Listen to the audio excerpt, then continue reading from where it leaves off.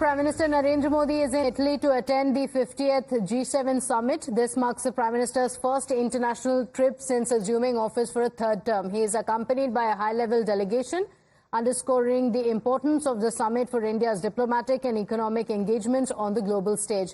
During the G7 summit, the Prime Minister will participate in an outreach session focusing on critical issues such as artificial intelligence, energy and Africa.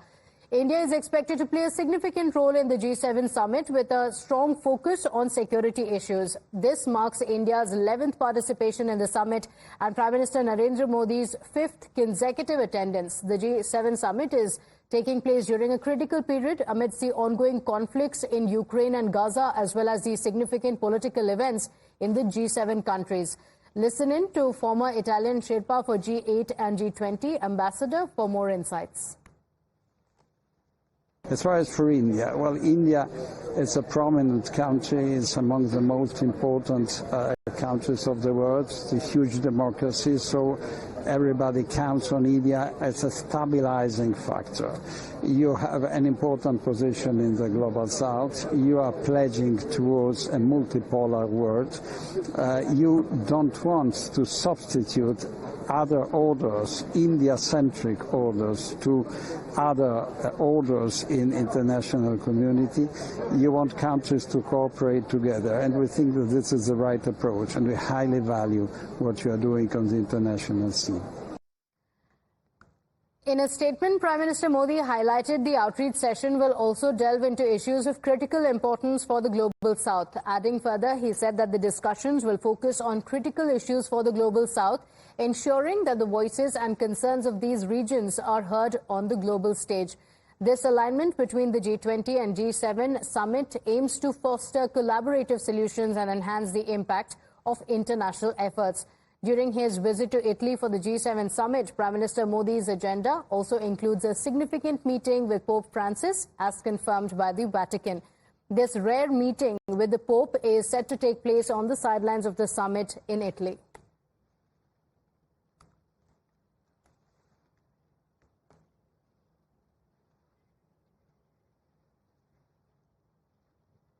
So the Prime Minister is in Italy. This is a very, very significant visit, the first international visit of the Prime Minister after taking oath for the third term. This is for the 50th G7 summit. It also marks the Prime Minister's first international trip since assuming office for the third term. He is accompanied by a high-level delegation underscoring the significance of the summit for India's diplomatic and economic engagements. My colleague Rishabh is joining us on the broadcast with the details. Rishabh, the Prime Minister is already in Italy for the G7 summit. Take us through what the itinerary for the day is.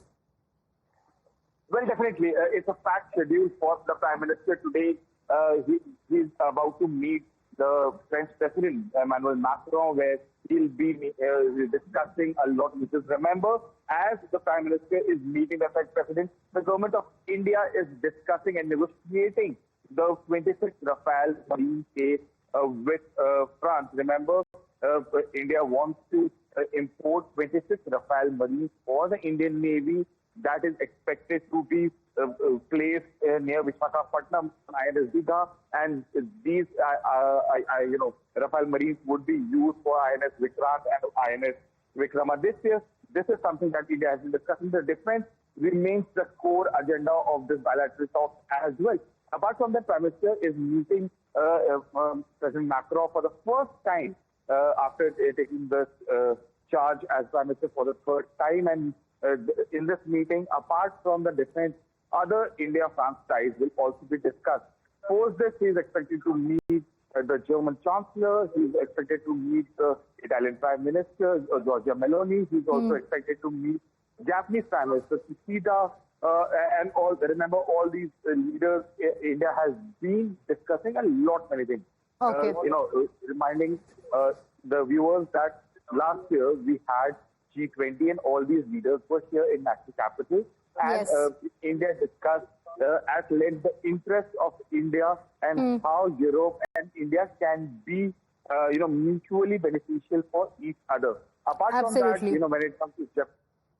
So many of the key issues are going to be taken up by the leaders yet again.